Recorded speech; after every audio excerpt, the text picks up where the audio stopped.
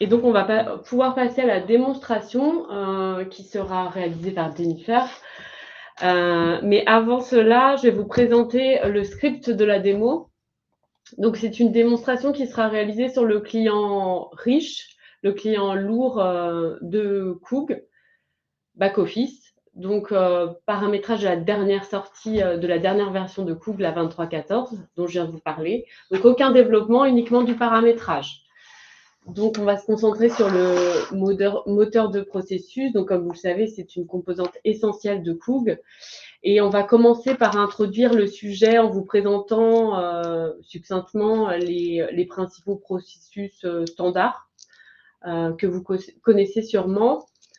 Et puis, on va pouvoir en personnaliser certains et on va pouvoir parler des trois métiers, santé, prévoyance et emprunteur. On va commencer par le processus de souscription, où là, on va venir renommer un bouton et une étape. On ne le montrera pas forcément en démonstration, mais comme vous le savez, il y a aussi la possibilité de créer une action par type d'événement. En souscription, l'exemple le plus parlant est le certificat d'adhésion, générer un courrier, un certificat à la souscription. Mais bien sûr, on peut générer un email vers un courtier, gérer un autre email vers des assurés. Il y a plein d'exemples. Après, on va poursuivre par le processus de déclaration de sinistre en prévoyance, où là, on va voir comment déclencher un processus à la réception d'un document. Donc, nous, on a choisi de prendre l'exemple d'un certificat de décès. Donc, le gestionnaire reçoit un certificat de décès et ça va générer automatiquement l'instruction d'un sinistre. Et puis, on terminera par le métier emprunteur, où là, toujours dans le processus de déclaration de sinistre, on va venir enrichir une vue par défaut, et on va venir ajouter donc un onglet document requis dans l'étape analyse de risque. Donc, ce qui est particulièrement pertinent lorsque cette étape d'analyse de risque est décrochée. Et si on a le temps, mais je pense qu'on aura le temps, on va venir supprimer une étape d'un processus. Et là, en l'occurrence, ça sera l'étape des salaires. Donc, je vais pouvoir vous partager mon écran et avec Jennifer, on va pouvoir commencer la démonstration.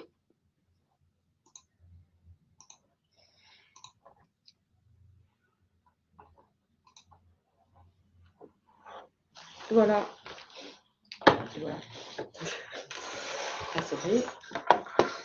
Donc, bonjour. Donc, comme indiqué Stéphanie, on va démarrer par le processus de souscription. Enfin, présenter déjà les processus qu'on livre par défaut. Il faut savoir que dans Coog, on a une fonctionnalité qui nous permet d'exporter des processus standards. Donc, c'est des processus qui ont été éprouvés, qui sont testés, qui sont utilisés souvent sur nos environnements de démo. Donc, toute personne qui a participé dans le cadre de démos avant-vente, entre autres, ont vu ces processus standards. Et puis, forcément, au terme des projets, on personnalise ces processus pour coller au terme du métier de nos clients et ajouter et enrichir des différentes fonctionnalités sur les processus. Donc, un processus, pour rappel, il comporte plusieurs éléments, un nom et un type. Qu'est-ce qu'il fait, souscription contrat, par exemple. Et puis, le modèle qu'il va aller utiliser, donc, qui est le modèle contrat dans le cadre de la souscription, mais on a également des modèles sinistres. Nous allons d'abord renommer l'étape, puisque certains de nos clients utilisent le terme adhérent pour parler de leur assuré principal, et puis d'autres utilisent le terme assuré. Donc, c'est quelque chose qui est totalement personnalisable. Donc, on a la possibilité même d'adapter les processus et donc de les dupliquer et soit réutiliser des étapes qui sont déjà présentes sur d'autres processus, soit de créer d'autres étapes qui seront identiques, mais qui peuvent avoir quelques petites, soit un nom d'étape différent, soit des données complémentaires qu'on aurait dans le cadre d'un processus spécifique. Et là, par exemple, dans notre processus de souscription, comme il est générique et pas spécialisé pour la santé, l'étape adhérent, elle est utilisée dans plusieurs processus pour... Donc, du coup, en fait, en la modifiant, on va la modifier de tous les processus. C'est ça. Donc, en cliquant sur le crayon qui nous sert tout le temps à modifier les informations dans Coog, on voit ici que c'est le nom adhérent qui apparaît. Donc, c'est forcément le nom qui apparaîtra lorsque je déroulerai le processus de souscription dans le cadre d'un process de gestion Coog. Et puis, on va aller l'appeler assuré puisque dans le cadre de ce processus-là, on souhaite l'appeler plutôt assuré plutôt qu'adhérent. Donc, une fois qu'on enregistre, on voit que le processus a bien été mis à jour. On a bien cette fois-ci le nouveau nom de l'étape. Et puis, ce qu'on peut également faire sur les processus et les étapes, c'est d'aller modifier les informations qu'on livre par défaut. Nos processus, ils sont livrés par défaut, donc avec nos termes à nous. Et des fois, les termes peuvent être différents.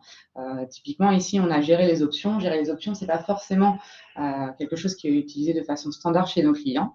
Donc, on peut renommer ici les boutons. Et puis, donc là, dans le cadre de notre démo, ce qu'on va faire, c'est plutôt, on va l'appeler gérer les garanties et on verra que ça a eu un impact sur le nom du bouton sur mon écran du processus. Donc ici, je sauve ma modification et on va aller enregistrer donc, le processus. Donc à partir de là, le processus est disponible et sera activé donc, sur votre environnement et les informations qu'on a modifiées seront présentes. Donc, pour vous montrer, on va aller récupérer une personne physique et puis on va dérouler le processus et je vais vous montrer donc, les différentes modifications. On va devoir peut-être redémarrer Coog, vu que nous, on n'a pas la mise à jour automatique. On va fermer Coog et le réouvrir en 2-3 clics. Tu as raison.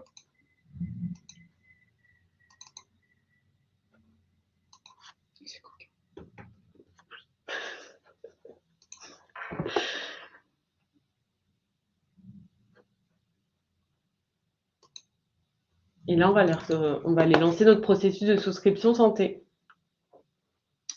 Donc, on va prendre notre tiers. Et puis, de façon classique, tous ceux qui aujourd'hui ont Coog en production ou en phase de recette, vous connaissez le principe. On rentre sur le tiers et puis, via les actions liées, on a différentes actions, dont démarrer la souscription, qui sera le cas qu'on va dérouler dans les secondes à venir. Voilà, pour les clients qui nous ont rejoints dernièrement dans notre groupe de clients, voilà, c'est par là qu'on passe pour démarrer une souscription d'un contrat. Donc, je ne rentre pas dans le détail des différents éléments, puisque pour le coup, ce n'est pas l'objet de la démo, mais c'est des données qui sont livrées également par défaut. Et puis, dès lors que c'est en gras, vous avez souvent dû nous entendre le dire lors de nos différentes démos, quand c'est en gras, c'est des données qui sont obligatoires à la saisie. Tout à fait.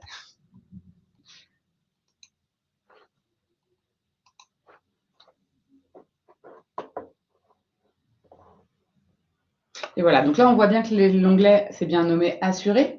On avait précédemment le terme adhérent, l'onglet est devenu assuré. Et donc, on a bien récupéré en fait le paramétrage que nous avons réalisé précédemment. Donc, au niveau des risques, je vais passer aussi très vite puisque pour le coup, ce n'est pas du tout l'écran qu'on a modifié. Oui, juste pour aller à l'étape choix des garanties où là, on a fait une modification.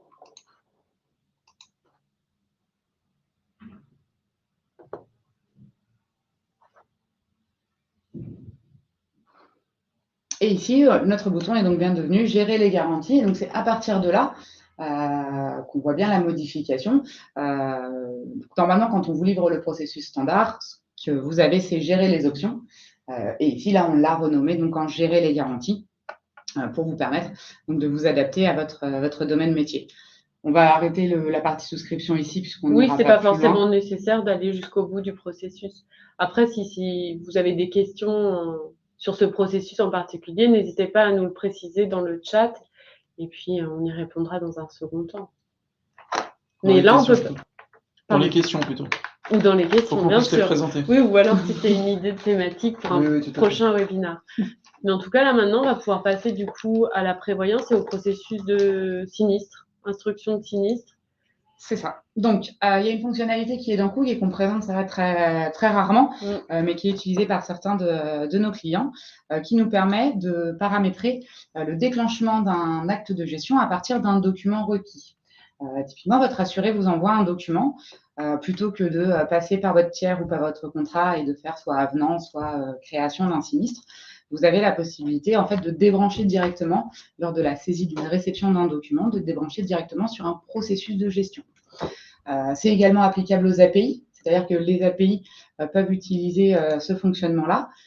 Dès lors que votre client va charger, par exemple, un document dans son espace adhérent, on peut démarrer un processus directement dans Coog. Et j'ai fait plus et ce n'était pas plus. parce que je vais utiliser un document existant. Donc, on va aller prendre, pour notre cas de test, le certificat de décès. Et ici, on a la fonctionnalité action quand reçu. Et c'est à partir de là, en fait, qu'on peut déclarer une action qu'on va réaliser en automatique dès lors qu'on va aller réceptionner cette pièce. Donc, est-ce qu'on peut démarrer une souscription ou une souscription collective en fonction des modules qui sont activés sur vos environnements, soit démarrer un nouvel avenant, soit démarrer une nouvelle déclaration de sinistre. Donc là, c'est ce qu'on va faire. On va vous montrer que cette fonctionnalité nous permet à l'enregistrement de la réception d'une pièce, de démarrer en automatique un sinistre.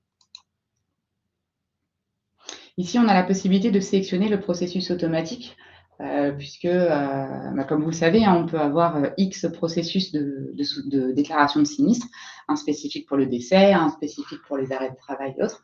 Donc, en fonction du document qui est reçu, on peut indiquer un processus automatique qu'on souhaite exécuter. Toujours la fameuse fonctionnalité de la loupe qui nous permet de récupérer l'ensemble du paramétrage. Et ici, dans notre cas, pour la démo, on prendra déclaration de décès. Tout à fait. Donc, une fois que la modification est réalisée, on enregistre. Et donc, ce que je disais, par API, en fait, on peut appeler ce point d'entrée qui s'appelle réception de documents et on peut aller intégrer des documents qu'on reçoit d'un outil externe, typiquement votre espace adhérent ou vos courtiers si vous souhaitez également mettre en place cette fonctionnalité, par exemple, avec vos courtiers. Ici, on va le faire en manuel puisqu'on ne peut pas simuler les API sur nos environnements. Donc, on va aller simuler la réception d'un document de certificat de décès. Donc, mon assuré m'adresse un certificat de décès. En tant que gestionnaire, je vais aller enregistrer la pièce et lancer en automatique la déclaration de sinistre.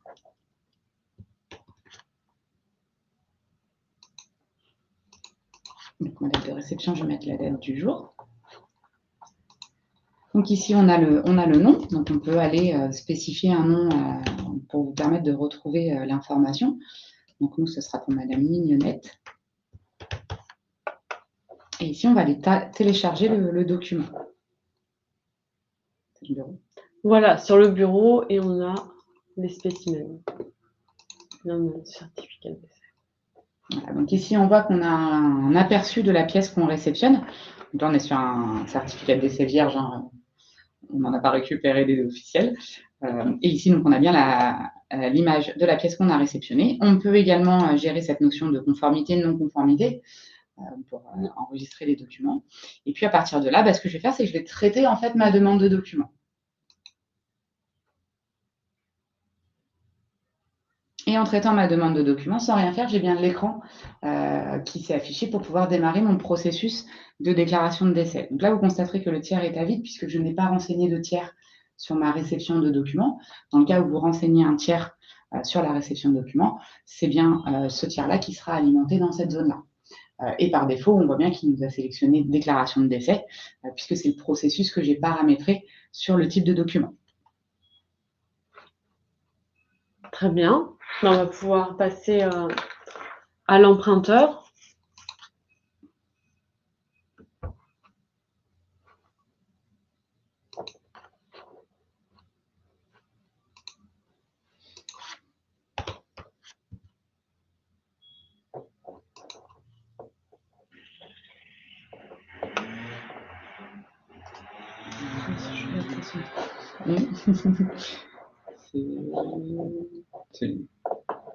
C'est ici. Non, c'est celui-ci.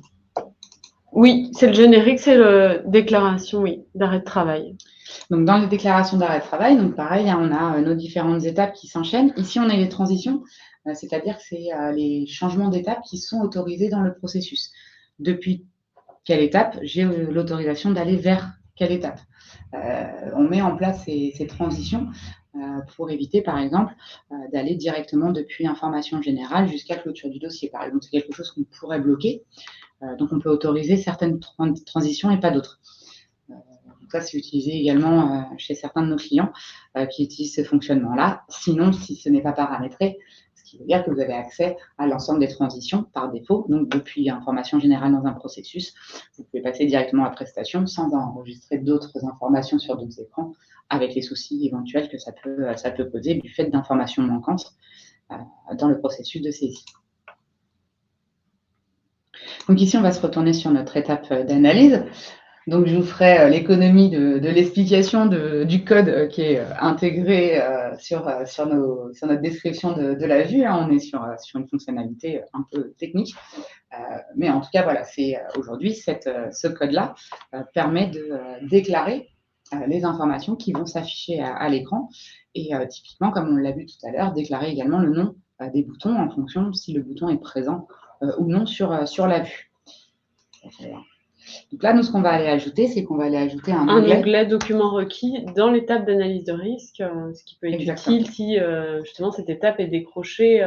C'est ça. Dans le cas où, par exemple, votre analyse médicale est réalisée chez un intervenant externe, vous pouvez souhaiter lui autoriser l'accès à Coog uniquement sur l'étape analyse de risque sur le processus. Et donc là, le souci, potentiellement, c'est que votre médecin conseil n'a pas accès aux documents qui ont été reçus en amont et qui ne concernent pas forcément l'analyse médicale.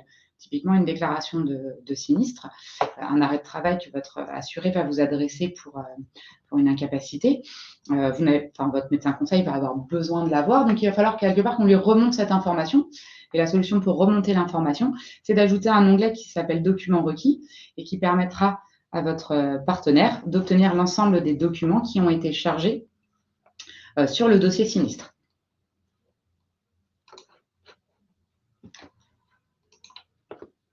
Alors, je vous évite la saisie en direct aussi parce que c'est en fin de journée et que des fois, j'ai les doigts qui s'en mêlent.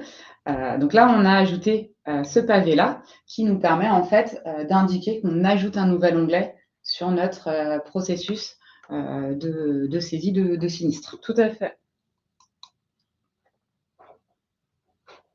Voilà. On enregistre. On fait un même souci de mise à jour de notre côté sur notre environnement de démo. On aurait pu également profiter pour... supprimer l'étape. Oui, mais on pourra le faire après, c'est pas grave.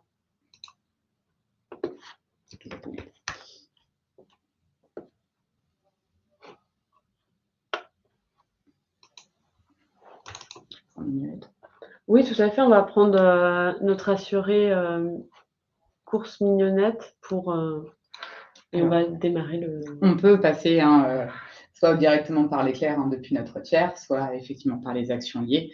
On peut démarrer la création d'un sinistre. Donc ici, nous allons lui sélectionner une déclaration d'arrêt de travail. Donc, notre assuré n'a pas de sinistre et on fait démarrer le processus. Alors, hop, date d'arrêt de travail, on va mettre la date du jour puisque ça ne joue pas du tout sur la démo qu'on va réaliser. Donc, suivant, on a nos onglets, donc validation des droits, les différents onglets qui apparaissent, sur lesquels, pour le coup, moi, je n'ai pas modifié les noms. Et puis, directement sur l'étape analyse de risque.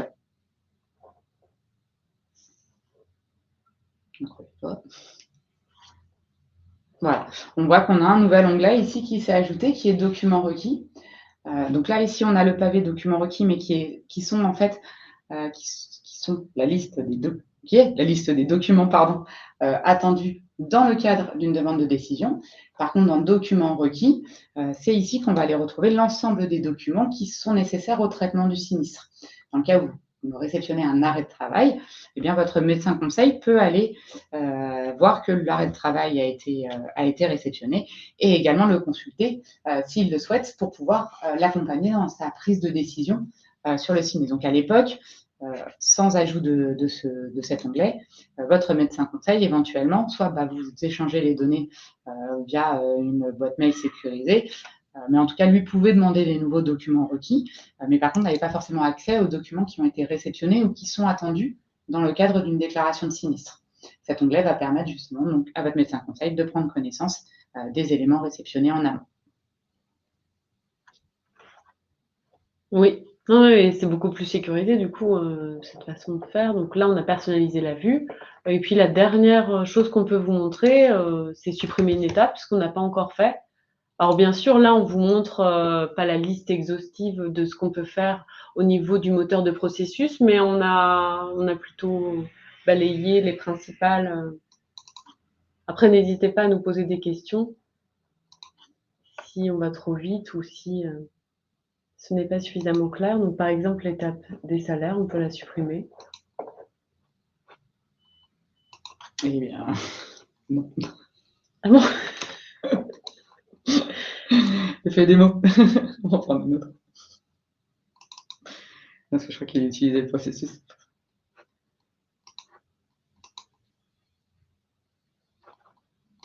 Pas sûr, mais non, voilà. Bah oui, bien sûr, c'est ce que je disais. On peut supprimer une étape et là, c'est ce qu'on vient de faire devant vos yeux. Et donc le processus se met à jour en automatique en fonction des différentes Comme on modifications. pourrait changer l'ordre également, etc. Exactement.